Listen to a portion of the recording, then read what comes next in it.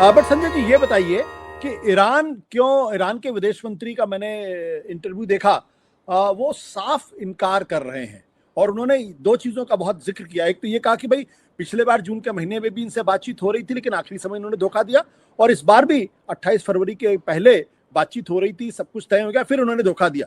ऐसे में अमेरिका से बातचीत करने का कोई अर्थ नहीं है। तो ईरान के रुख को आप कैसे देखते हैं, क्योंकि कोई भी सीज फायर, कोई भी संधि बिना ईरान के इन्वॉल्वमेंट के तो हो ही नहीं सकती। जी, देखिए, ईरान हो या कोई और भी दूसरा कंट्री हो जो ईरान की तरह भोगी रहा हो, जो अमेरिका ने ट्रस्ट 2-3 बार तोड़ा हो ईरान का, तो वो इस ढंग का ही बयान देगा। ईरान के पास कोई वजह नहीं है कि वो ट्रंप को चौथी बार ट्रस्ट करे। ट्रंप ही एक ऐसे प्लेयर है जो ईरान को मेन स्ट्रीमिंग होने से रोका। 2015 में जब ओबामा के साथ न्यूक्लियर डील ईरान का हो गया, उसके बाद ट्रंप के आने के बाद वो डील खत्म हुआ। उसके बाद जब पहले ट्रंप के अंतिम चरण में ट्रंप ने फिर से वार्तालाप शुरू की। ये वार्तालाप ट्रंप ने दोबारा शुरू किया जब वो दोबारा प्रेसिडेंट बन गए, और उसमें भी फिर आप पिछले साल आप जानते ही हैं क्या हुआ। बातचीत हो रही थी, 12 दिन की लड़ाई भी कर ली उससे। अब तीसरी बार, इस बार भी बातचीत हो रही थी, ओमान मेडिएट कर रहा था। फिर उन्होंने इस समय का इस्तेमाल किया अपने को रिग्रुप करने के लिए और अटैक करने के लिए ईरान पे। तो ईरान के पास कहीं से कोई वजह नहीं है कि ट्रंप पे एक पैसा भरोसा करे। तो भरोसा किस पे करे? ट्रंप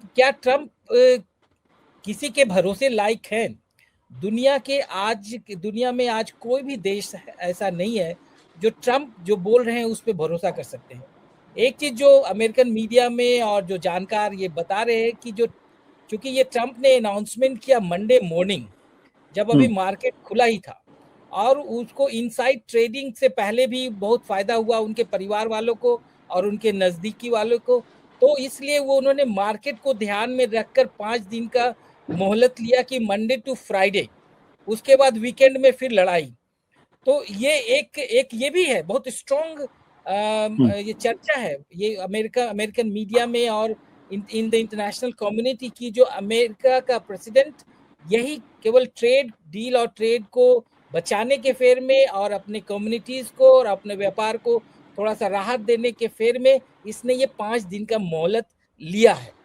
तो ये कहीं से भी, एक तो आप अगर कोई भी माहौल देखा जाए तो कहीं से भरोसेमंद लगता नहीं है कि ट्रंप रियली एक फेस सेविंग खोज रहे हैं या फिर वो कोशिश कर रहे हैं कि ये युद्ध रुक जाए।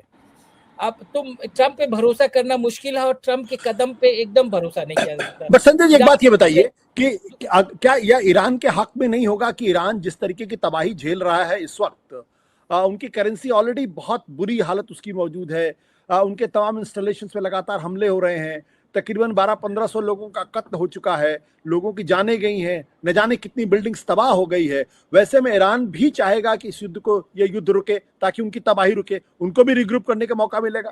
जरूर जरूर, लेकिन क्या ट्रंप ने जो अनाउंसमेंट किया 5 दिन के ब्रेक का, उसके बाद उन्होंने अपना ट्रूप्स का जो मूवमेंट है, 3000 ट्रूप्स को वो वेस्ट एशिया भेज रहे हैं, क्या उन्होंने रोका? क्या उन्होंने इजराइल को मना किया कि आप अटैक नहीं करेंगे? नहीं किया। तो ट्रंप के दूसरे हरकत को भी तो आप नजर में रखेंगे। क्या ट्रंप ने ऐसा कोई कंक्रीट काम किया जिससे वो ईरान का भरोसा जीत सके और इंटरनेशनल कम्युनिटी का भरोसा जीत सके? ट्रंप उसी स्पीड से ट्रूप्स मोबिलाइजेशन कर रहे हैं जिस स्पीड से इस युद्ध विराम और सो कॉल युद्ध विराम करने से पहले कर रहे थे। और ट्रंप ने इजराइल को भी मना नहीं किया कि आप अटैक नहीं करेंगे। इसलिए कल रात को इजराइल ने अटैक किया ईरान पे और ईरान ने भी रिटेलिएट किया।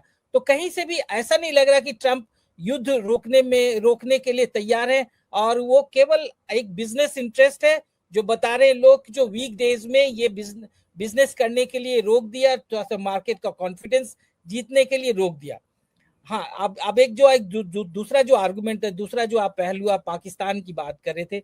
पाकिस्तान का देखिए, पाकिस्तान हिस्टोरिकली 1971 में 70s में एक्चुअली पाकिस्तान ही एक लिंक था जिससे अमेरिका और चाइना का बातचीत हुआ, जो मेजर हेनरी किसिंजर पाकिस्तान के इस्लामाबाद से ही फ्लाइट लेकर वो गए बीजिंग, और वो गुप्त वार्ता थी जिसका याहिया खान ने उस सब चीज को ऑर्गेनाइज किया था।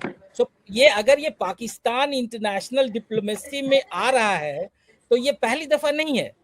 ये Pakistan has always been like that. वो उसका पाकिस्तान का अमेरिका से भी उतने ही अच्छे संबंध है जितना चाइना से है।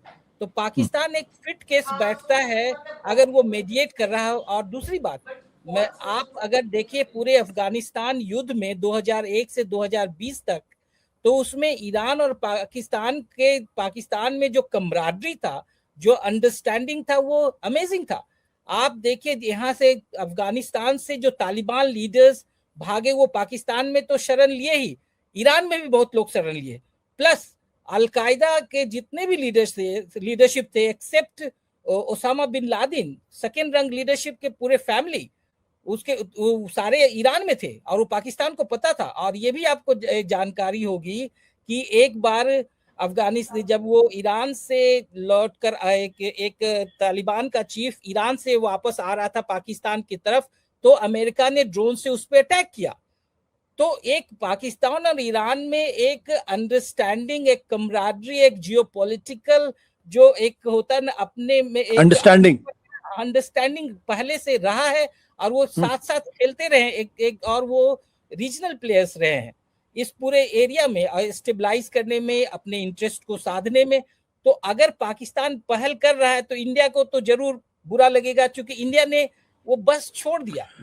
इंडिया के पास संजय, तो आप ये मानते हैं कि जो पाकिस्तान की पहल है वो थ्योरेटिकली पॉसिबल है, और ग्राउंड पर भी क्या उसको आप गंभीरता के साथ ले रहे कि ग्राउंड पर, क्योंकि बहुत सारे लोगों का ये कहना है कि दरअसल ये कोई प्लांटेड स्टोरी हो सकती है। ट्रंप का जो अपना जिस तरीके से उन्होंने बयान दिया, उसके बाद से अपने ट्वीट को जस्टिफाई करने का एक बैकअप प्रोग्राम हो सकता है।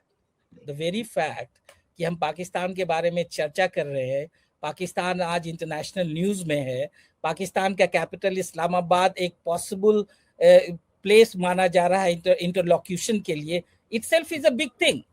क्या अगर ये पोजीशन इंडिया को लेना चाहिए था? आज इंडिया उतना ही बड़ा स्टेक होल्डर है पूरे इश्यू में, पूरे वॉर में। इंडिया जो इसके भी अच्छे संबंध पूरे मिडिल ईस्ट से थे, ईरान से थे, यूएस से थे। इंडिया ने केवल नेतन्याहू को जायनिस्ट पॉलिटिक्स को साधने के लिए और उसको केवल पैम्पर करने के लिए अपना जो ट्रेडिशनल फॉरेन पॉलिसी रोल था, एक जो किरदार है इनको अदा करना चाहिए था, नहीं किया। आज आप देखिए अब इन प्राइम मिनिस्टर मोदी का ट्रम्प से बात करना, और या ट्रम्प का कॉल आया था, और ट्रम्प की बातचीत क्या हो रही है कि भाई स्ट्रेट ऑफ हॉर्मुज को हम कैसे स्टेबलाइज करें। ये युद्ध खत्म होने की बातचीत नहीं हो रही है। दैट मीन्स कि you are still batting on behalf of America and Israel. आप अभी भी जो right side of the battle नहीं है, अभी भी you are in the wrong side of the battle. ठीक है संजय जी।